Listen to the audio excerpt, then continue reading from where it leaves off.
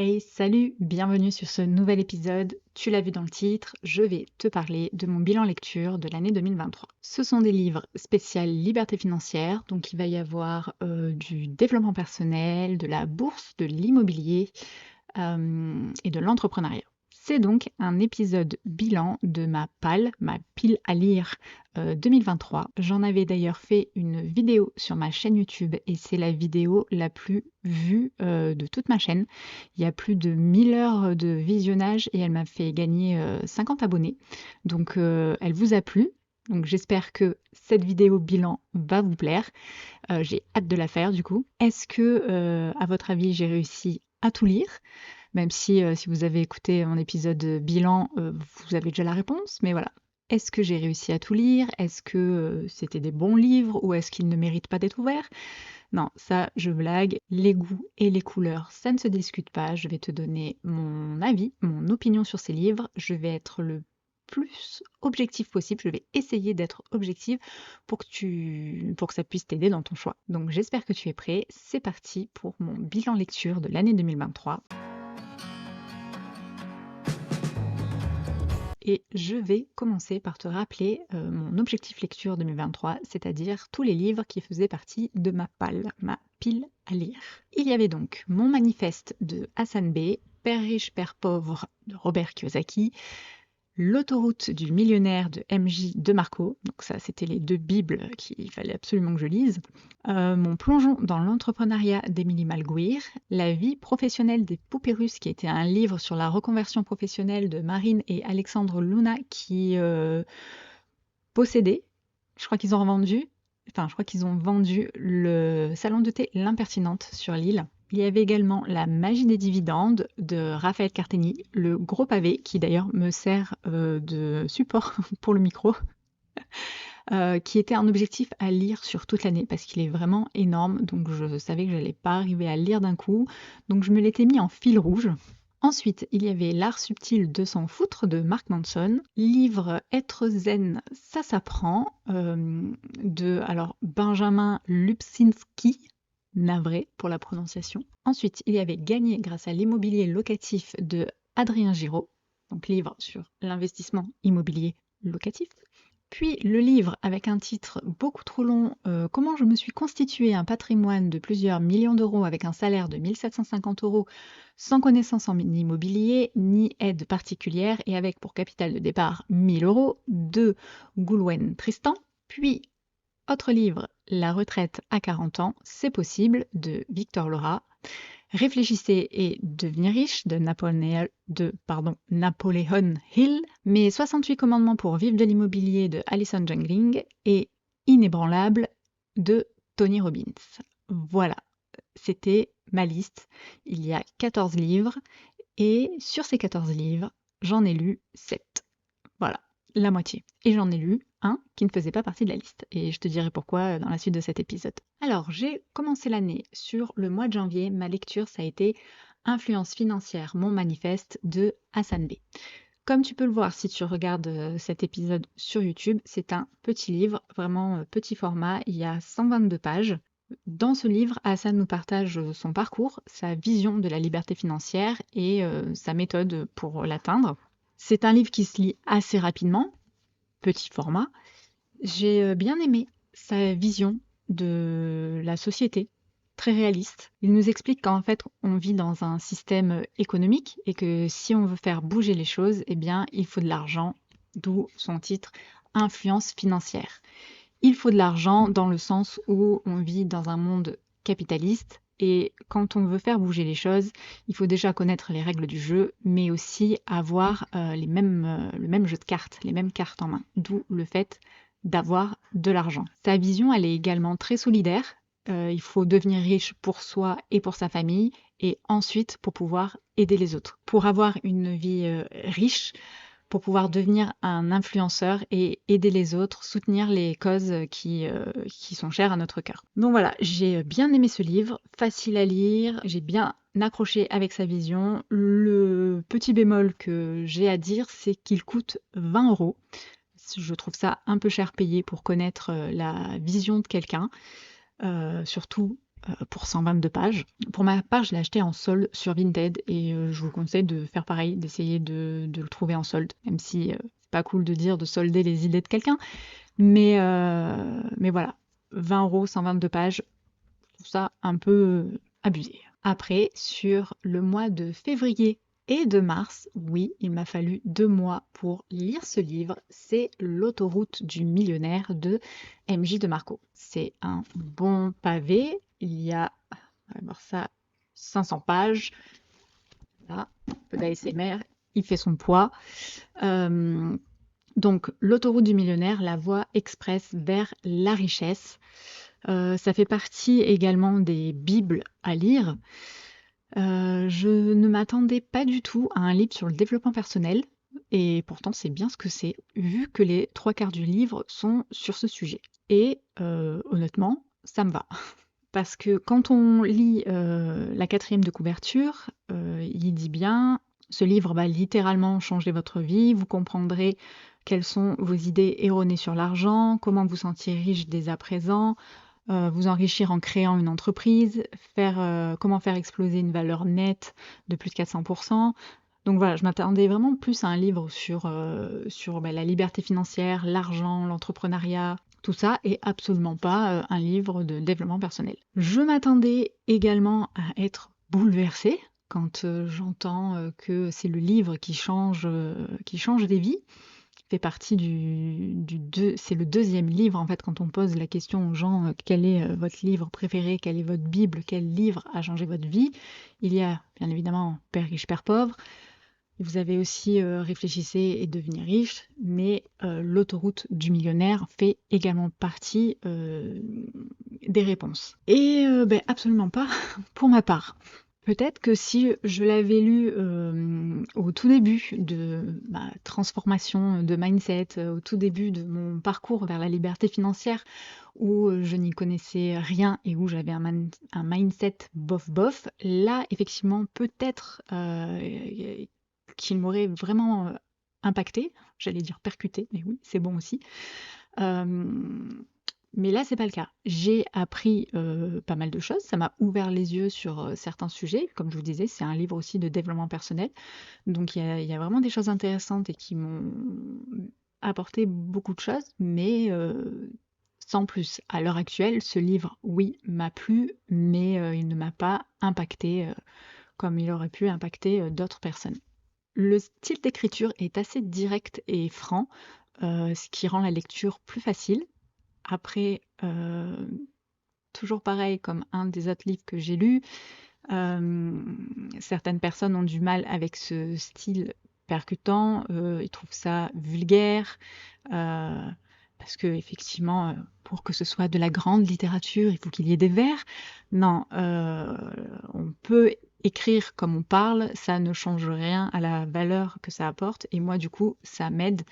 Enfin, je trouve la lecture plus facile, justement, que quand c'est des textes avec un ton très philosophique où là j'ai un peu plus de mal. Il se lit donc facilement. Il y a pas mal de punchlines intéressantes. On peut même dire qu'il est politiquement incorrect. Il va beaucoup à l'encontre de certaines grandes idées du style le business plan, les intérêts composés. Il va aussi à l'encontre quasi de tout ce que dit Robert Kiyosaki. C'est le choc des titans. Donc voilà, en gros, les 3/4 de ce livre, c'est du développement personnel, et c'est que dans la dernière partie du livre qu'on a l'idée générale du livre qui est créer un business et revends-le. Voilà comment tu utilises la voie express pour atteindre la liberté financière. Ce que j'ai moins apprécié, c'est le champ lexical de l'automobile. Ça va un peu, mais à la fin, c'est fatigant, quoi. C'est too much. Et il y a aussi beaucoup de blabla pour rien. Genre 500 pages. Non, il aurait pu en faire moitié moins que on aurait eu l'essence du livre sans problème. Donc voilà mon avis sur L'autoroute du millionnaire. À lire si vous débutez dans votre parcours vers la liberté financière. Comme je disais, il y a beaucoup d'idées intéressantes. Après, peut-être plus par curiosité et par culture générale. 3e lecture sur le mois d'avril, je suis partie sur un petit livre, parce qu'après en avoir eu un gros pendant 2 mois, j'ai ralenti un peu le rythme, il fallait me redonner une dose de motivation lecture, et j'ai donc lu Mon plongeon dans l'entrepreneuriat d'Émilie Malguir. Voilà. C'est donc un petit livre, pareil, il y a 123 pages également pour 15 euros, c'est déjà un peu mieux. Et c'est une biographie, une bonne petite biographie, comme je les aime. Ça se prend pas le chou, ça se prend pas au sérieux. Voilà, 122 pages, facile à lire, et elle nous raconte en toute simplicité en fait son parcours dans l'entrepreneuriat. Quoi vous dire de plus? Elle aborde toutes ces problématiques qu'elle a eues avec l'immobilier pour qu'on évite de faire les mêmes erreurs qu'elle. Et voilà, j'aimerais bien qu'il y ait une partie 2, la suite, puisque là, c'est sur ses premières années. Donc maintenant, je sais qu'avec son mari, elle investit énormément. L'entrepreneuriat s'est bien développé. Et donc, ça serait bien d'avoir un peu des spin-offs de Guillaume Malguir ou la suite de Émilie. Voilà. Donc, bon petit livre, Mon plongeon dans l'entrepreneuriat, Émilie Malguir. Une bonne biographie. Sur le mois d'avril également, c'est à ce moment-là que Thomas m'a offert l'inscription à son site de résumé de livres, La synthèse du succès. Et j'ai donc lu un résumé de livre qui a été Les secrets d'un esprit millionnaire de T. Harv Eckert. Et j'en ai d'ailleurs fait la voix off pour son site pour mettre une partie audio pour que vous puissiez également découvrir ce résumé en version audio. Comme ça, déjà, vous gagnez du temps parce que ça prend que 30 minutes pour lire le résumé. Mais en plus de ça, avec l'audio, là, vous avez plus d'excuses. Ce livre, il change en fait votre état d'esprit, la version, enfin vos croyances en fait limitantes envers l'argent, votre éducation et ce qui vous empêche en fait de devenir riche. Donc j'ai lu juste le résumé, mais il y avait vraiment du coup l'essentiel du livre. Ça m'a un peu donné envie de le lire en entier pour voir, par curiosité. Mais sinon, j'ai eu tout ce dont j'avais besoin. Et au final, quand on a lu ce livre et que, comme je vous dis, on a changé en fait notre état d'esprit, notre vision de l'argent, il nous reste plus qu'après à passer à l'action pour devenir riche, devenir millionnaire. Sur le mois de mai, j'ai lu un tout petit livre également. Négocier un bien immobilier, 7 techniques pour gagner facilement des dizaines de milliers d'euros. C'est un livre écrit par Thibaut de Bye Bye Patron, le podcast Bye Bye Patron, sur négocier un bien immobilier. Donc il ne faisait pas partie de ma pile de livres à lire, mais je l'avais acheté il y a un moment, et comme ça a été la période où je devais mettre en vente la maison, enfin l'appartement, ma première résidence principale dans le sud, et acheter la nouvelle résidence principale dans le nord, je me suis dit que un petit cours sur la négociation ne me ferait pas de mal, parce que je ne suis pas une grande fan de la négociation. En fait, j'aime pas négocier, même si je sais que c'est important et que ça fait gagner des dizaines de milliers d'euros. C'est pas mon kiff la négo, voilà, tout simplement. Donc facile à lire, pareil, 84 pages, donc se lit rapidement. C'est écrit assez gros aussi, donc se lit très rapidement. J'ai bien apprécié les exemples concrets tirés de son expérience personnelle pour justement négocier un bien. Ça convient, ce livre convient bien à des novices comme moi. Après, si vous êtes déjà un pro de la négociation, vous allez rien apprendre de nouveau. C'est beaucoup de bon sens en fait. Mais bon, maintenant reste à l'appliquer et à passer à l'action. C'est pas tout de, de lire et dire oui, bah ça va, c'est que du bon sens, oui. Et aussi faut-il le mettre en pratique. Donc voilà, livre tout petit, bien sympathique. Le petit reproche que je lui fais, c'est la mise en page qui laisse à désirer. Il y a des paragraphes qui s'arrêtent et qui reprennent sur la page d'après, la page de derrière. Petit souci sur la mise en page, faudrait peut-être revoir. Mais petit livre très sympathique quand on débute dans la négociation et qu'on veut apprendre à négocier, avec des exemples concrets tirés de son expérience d'investisseur, de grand investisseur immobilier, puisqu'il a un très grand patrimoine. Je l'ai d'ailleurs interviewé pour un épisode de Parlons de diversification. Il y a déjà l'épisode sur YouTube et tu auras bientôt le replay sur ce podcast. Donc voilà, négocier un bien immobilier par Bye Bye Patron. Sur ce mois de mai, j'ai également lu un autre résumé de livre sur le site La Synthèse de Succès de Thomas Pichard. J'ai d'ailleurs un code promo hein, si ça t'intéresse, c'est un code affiliation. Il te fait bénéficier de moins 25% sur l'achat de l'abonnement annuel. Ces moins 25%, ils me reviennent et Thomas gagne un nouveau client. Et si tu veux même aller juste, ne serait-ce que regarder ce à quoi ressemble le site qui te fait gagner énormément de temps, il t'offre un résumé de livre. C'est The One Thing, je ne sais plus l'auteur. Oups. C'est son livre favori, celui qui lui a fait un peu le déclic et qui lui permet d'arrêter de se disperser parce que c'est aussi une personne qui a 30 000 idées à la minute. Donc voilà, si tu veux aller voir le site de résumé de livres, la synthèse du succès, et tu as moins 25% avec mon code affiliation GreenIce25, tout attaché en majuscule, et je te mets de toute façon les infos en description. J'ai donc lu en résumé La semaine de 4 heures de Timothy Ferris. Il y a dans ce livre des pistes de réflexion intéressantes pour ceux qui souhaitent se libérer du temps et créer des revenus passifs. Il nous donne des pistes pour travailler moins, optimiser son temps, en déléguant par exemple et en travaillant plus intelligemment. Il propose également des méthodes pour maximiser ses revenus, particulièrement en fait en créant des produits numériques, et je trouve que c'est encore un livre surcoté. Alors attention, je suis pas en train de dire que c'est un mauvais livre, qu'il est nul et que les choses dedans ne sont pas intéressantes.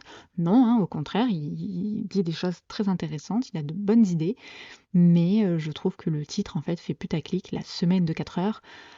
C'est faire tout un roman en fait pour un livre qui ne décrit que du bon sens. Et travailler 4 heures pour obtenir tout ce que vous voulez, c'est le titre putaclic qui vend du rêve. Voilà. Donc bien contente d'avoir lu le résumé et pas le livre entier. Ensuite, ma lecture du mois de juin, La retraite à 40 ans, c'est possible, par Victor Laura. C'est un livre également très intéressant quand on débute. L'auteur, et c'est ce qui est intéressant, il nous partage en fait son plan d'action pour atteindre, on va dire la liberté financière, mais en gros atteindre la retraite à 40 ans. Il aborde énormément aussi dedans le mouvement FIRE, donc Financial Independence Retire Early. Sorry for my accent.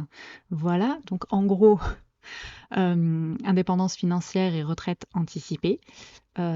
Qui est un mouvement, du coup, c'est écrit dans le titre, c'est comme le port-salut, c'est marqué dessus pour atteindre l'indépendance financière avant ses 40 ans. Voilà.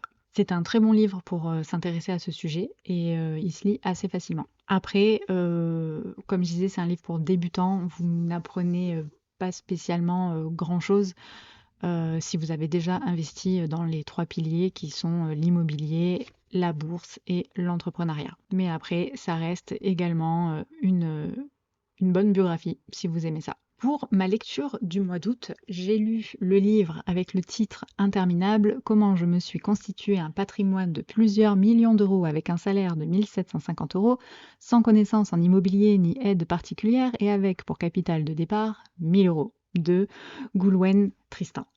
Voilà, le livre. Passion, biographie, toi-même tu sais, hein. J'aime beaucoup les biographies, c'est pour ça que j'ai voulu lire ce livre. Et aussi par rapport à son titre, même si je me moque parce qu'il est très long, j'ai acheté ce livre au tout début, pareil, de mon chemin vers la liberté financière, et donc qui passe par l'investissement immobilier. Et c'est ce qui est écrit dans le titre, comment se créer un patrimoine de plusieurs millions d'euros. C'est bien sûr en investissant en immobilier. C'est une biographie, donc à travers ce livre, il nous raconte son histoire, semée d'embûches, mais il nous montre qu'avec une détermination et une abnégation, on peut tout réussir. Il nous partage vraiment ses erreurs, ses échecs, son stress, ses angoisses et comment en fait il gère tout ça. Et ça, c'est la partie cool parce que c'est vraiment la vraie vie d'un investisseur en fait. Et il y a également pas mal d'exemples concrets, puisque il se base sur son expérience, of course. Par contre, j'ai eu un peu de mal avec son livre, parce qu'en fait, c'est des techniques assez borderline. C'est une méthode assez agressive en fait. Donc sa biographie peut en inspirer certains. Pour ma part, quand je me sens agressée, je me bloque et du coup, bah, moi, ça m'a pas du tout inspiré, ça m'a pas motivée. C'est donc pas transposable pour tout le monde. Voilà, ça motive certaines personnes, mais ça en bloque d'autres, comme moi. Donc pour ma part, je n'apprécie pas, en fait, son parcours. Même si, j'avoue, respect quand même pour avoir réussi à réaliser tout ça. Donc voilà, on n'a pas les j'allais dire pas les mêmes valeurs, non, c'est pas vrai, il a quand même de très bonnes valeurs, mais c'est juste qu'on n'a pas le même caractère et la même, méthode, d'action. Voilà. Donc livre quand même intéressant. C'est bien aussi d'avoir, justement, de voir des parcours comme ça qui peuvent être inspirants. Mais après, voilà, c'est vrai que moi, dans la pratique, c'est vraiment trop borderline et c'est pas une méthode qui s'applique au plus grand nombre. Avant-dernier livre de l'année, Père riche, Père pauvre de Robert Kiyosaki. Oui, ça y est, j'ai enfin lu la Bible. Alléluia. Et donc, en conclusion, eh bien pas grand-chose. Non.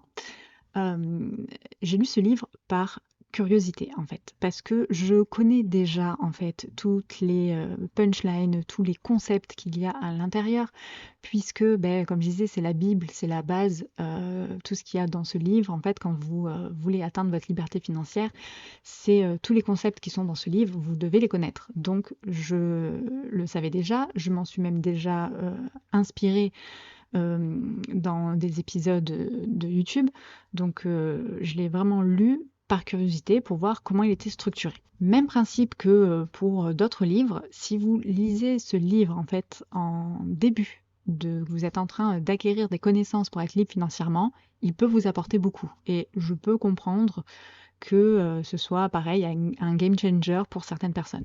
Pour ma part, non, pas grand-chose, parce qu'en fait, je savais déjà tout ce qu'il y avait dedans. Par contre, j'ai bien aimé le fait que ce soit narré sous forme d'histoire biographique, en fait, donc avec deux enfants, dont l'enfant Robert Kiyosaki, qui a un père riche, le père de son ami, et un père pauvre, son vrai père. Donc voilà, ça j'ai bien aimé cette tournure. J'ai également bien aimé la partie réflexion personnelle, en fait, qui nous force à réfléchir par nous-mêmes. C'est, euh, vous avez plusieurs chapitres, en fait, et vous avez l'histoire. Ensuite, vous avez les réflexions personnelles, donc par rapport à l'histoire, voilà les points qu'il y a à en tirer. Qu'est-ce que vous en pensez? Sans dire il vient de vous dire ça et de répéter la même chose. Non, vous posez-vous vraiment la question, réfléchissez et quelles sont les choses importantes à apprendre. En revanche, il y a une troisième partie dans ce chapitre qui est une partie résumée du chapitre que vous venez de lire. Celui-là, il est en trop quoi, ça sert à rien. Donc voilà, c'est également aussi, oui, un livre très américain. Donc il y a des concepts qui s'adaptent pas vraiment en France. Donc c'est pour ça que je disais aussi réfléchissez, parce que par exemple pour lui la résidence principale n'est pas du tout un actif, c'est un passif. Mais c'est aussi parce que c'est un Américain et que la fiscalité, la législation n'est pas la même qu'en France. Voilà. Donc bon livre à découvrir. Voilà, je vois le best-seller numéro 1 en matière de finances personnelles. Donc oui, c'est ça. Quand vous le débutez, lisez-le. Ça fait pareil partie des livres à avoir lu au moins une fois dans sa vie. Mais après, si vous êtes déjà calé en investissement et que vous ne l'avez jamais lu, vous n'allez pas apprendre grand-chose. Mais voilà, j'ai quand même bien aimé, comme je disais, la structure du livre. Et enfin, dernier livre, livre de développement personnel, L'art subtil de s'en foutre de Mark Manson. Alors, par rapport à ce livre, j'ai commencé ce livre en début d'année, en fait, et je me suis arrêtée parce que je trouvais pas ce que je recherchais, en fait, dans ce livre. Et puis, sur la fin d'année, je me suis dit: «Non, vas-y, curiosité, pareil, finis de le lire puisqu'il y a quand même des choses intéressantes dedans». En plus, il a un ton, plus que familier, limite vulgaire et grossier pour certaines personnes. De toute façon, il y a voilà, rien qu'au titre, l'art subtil de s'en foutre. et donc avec son ton familier. Il est très facile à lire, du moins pour ma part. Après, si vous êtes prout-prout, ça risque d'être un peu compliqué. C'est un livre donc de développement personnel avec des évidences, mais qui sont écrits avec un ton, comme je disais, décalé, ton que j'ai beaucoup apprécié parce que ça faisait comme si j'avais une discussion entre potes en fait. Il y a beaucoup de sujets qui sont abordés, la confiance en soi, le lâcher prise, la nécessité de l'échec, sa propre responsabilité, et qui sont donnés également avec beaucoup d'anecdotes personnelles. Donc tout ça, c'est ce que j'ai bien aimé. Ce que j'ai un peu moins aimé, c'est son titre au final, L'art subtil de s'en foutre, parce que ce n'est absolument pas ce qu'il y a dans le livre en fait. Je m'attendais à avoir un guide, une méthode pour arrêter de m'en foutre. Enfin, pas pour arrêter de m'en foutre, pour arrêter justement de cogiter et essayer de me foutre. Pas de tout, mais voilà, arrêter de passer des nuits blanches parce que je suis quelqu'un de stressé et d'angoissé et trois petits points. Hein, on va s'arrêter là. Donc voilà, il y a écrit un guide à contre-courant pour être soi-même, ce n'est pas un guide pour s'en foutre. Donc j'ai un peu moins aimé ce côté-là et c'est pour ça que je l'avais arrêté en fait. C'est parce que je pensais vraiment qu'il allait avoir un peu une méthodologie pour apprendre à s'en foutre. Et ce n'est pas le cas. C'est un bon livre de développement personnel avec plein de sujets intéressants abordés. Mais vous n'allez pas apprendre avec ce livre à vous en foutre. Voilà. J'ai également lu tout au long de l'année, j'ai commencé La magie des dividendes, donc le gros pavé qui tient ce micro. Je vais essayer de vous le montrer pour ceux qui sont sur YouTube. Voilà, de face comme ça, on dirait pas, mais de profil, oui, il y a un nombre très grand de pages dans ce livre. Mais il y en a, voilà, là j'en suis déjà à 666. Le mal. Je m'étais dit de le lire vraiment, de le prendre comme un fil rouge, en fait, de le lire tout au long de l'année. C'est ce que j'ai commencé à faire. Mais je me suis arrêtée parce que j'ai réattaqué les formations bourse de Money Game et ça faisait un peu trop de bourse pour mon cerveau. Mais je vais continuer à le lire parce qu'il est très intéressant. Il vulgarise très bien le sujet de la bourse. Il nous donne son avis, mais sans pour autant qu'on sente le parti pris, en fait, de Raphaël dans ce livre. Certaines personnes sont par exemple contre les ETF et ils vous disent clairement c'est pas bien, limite ils vous disent qu'il faut pas investir dedans alors que non, on ne donne pas de conseils en investissement, ce n'est que ton avis. Mais voilà, on sent vraiment le parti pris. Là, on le ressent pas. Il nous dit qu'effectivement, il n'investit pas dans les ETF, il nous explique le pour d'investir dedans, le contre, et que lui, dans sa manière de fonctionner, eh bien ça ne fait pas partie de ses objectifs. Donc en fait voilà, j'ai bien aimé cette partie-là, bien détaillée et sans parti pris. Et puis voilà, je peux pas t'en dire plus puisque j'ai dû en lire même pas un quart, je pense. Mais pour l'instant, voilà, très intéressant. J'aime bien, je vais continuer et je vais essayer de le lire sur cette année 2024. Voilà, tu auras un de mes objectifs lecture de l'année 2024. Donc voilà mon bilan lecture de toute cette année 2023. Il n'y en a pas énormément, je sais, il y a des personnes qui lisent beaucoup plus que moi. Dis-moi en commentaire d'ailleurs si tu as lu un des livres que je t'ai dit, ce que tu en as pensé, et si tu as des livres à me conseiller, même si mes objectifs lecture 2024 sont déjà posés, on ne sait jamais, hein, si un petit coup de cœur, une grosse curiosité se mêle au milieu de la liste, il n'y a pas de problème, il n'y a pas de raison que je ne le lise pas. Donc n'hésite pas à mettre tout ça en commentaire. Merci d'être resté jusqu'au bout, et puis abonne-toi, like, commente, partage, mets-moi une note 5 étoiles s'il te plaît. On le répète sans cesse, mais c'est super important, ça soutient notre travail et moi ça me motive vraiment à continuer à te faire des épisodes. Donc voilà, merci à toi de faire partie de ma communauté et puis je te dis à bientôt dans un prochain épisode. Bye! Je reviendrai.